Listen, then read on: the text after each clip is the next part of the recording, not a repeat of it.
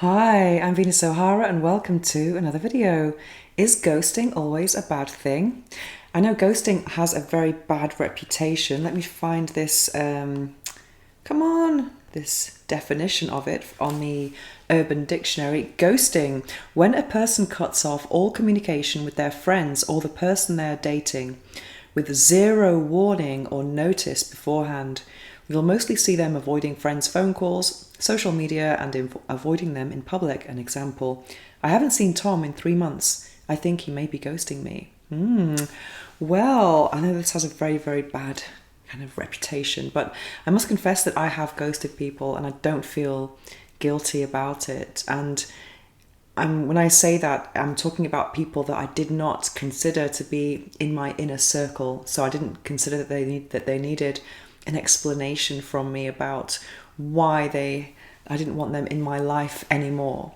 And I think ghosting can happen sometimes, well, not in my case, well, sometimes it can happen when you are, let's say, on a dating app or a dating website, and then I think there's several messages happening in parallel, and you might think you've got some rapport or good energy with someone, and then suddenly they disappear.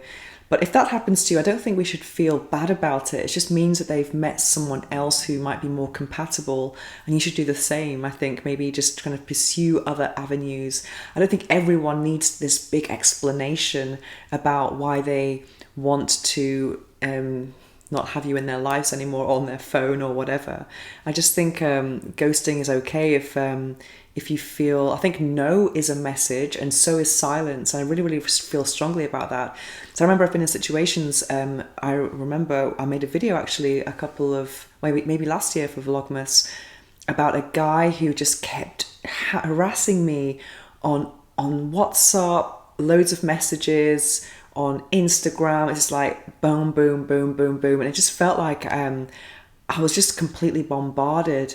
And I ended up blocking him in the end. And it takes a lot for me to block. I'm not like a casual blocker, but I just felt completely like, I don't know, like I had to give him explanations of everything I was doing. I also missed calls, and I was just like, who phones these days? I mean, seriously, when the phone rings, it's kind of like, it's an emergency or something quick. It's not like just to, yeah, I mean, this was someone that I don't consider to be in my inner circle, and if there was something wrong with me, my inner circle will know. So he doesn't need any explanation from me, and I ended up blocking, and it felt so good to get rid of him.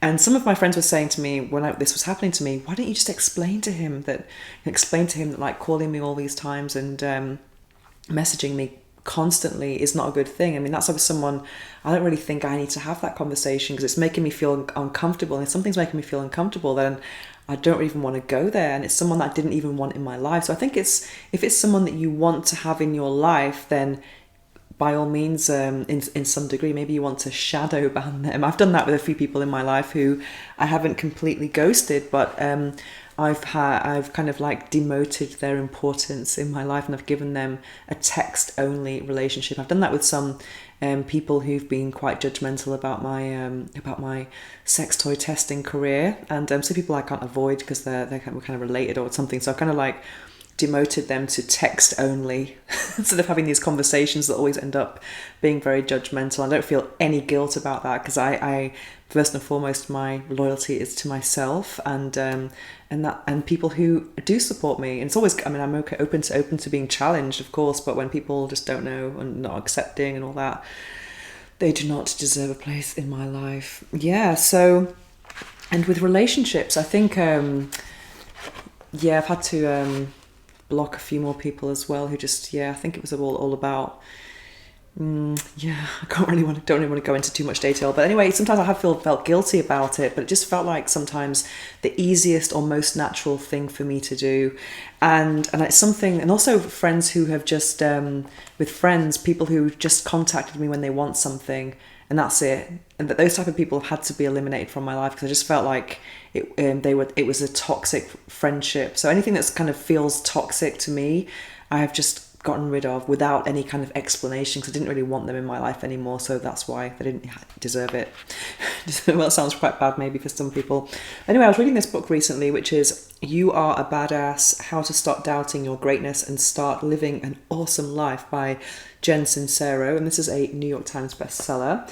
And this is one of the chapters is called Millions of Mirrors. And it talks about how people in our lives mirror ourselves and how we are and who we are, etc. And this is a subcategory in this number 4, give painful people the heave ho. And this was like very empowering for me to read. I'm going to read a little bit to you, which in a paragraph that says, next, hit eject. Another important thing to remember when yanking the weeds out of your garden is not to get involved in their drama. Cut the cord as quickly and simply as possible with little or no discussion. Yes. If they're so oblivious to your feelings that you need to toss them out of your life, chances are very good they won't see this coming. So the discussion on why you need to end it could go on for the rest of your lives if you let it. That's kind of like why I didn't kind of explain a lot of my ghosting. Suddenly get very busy, fade them out, wean them off you with zero explanation.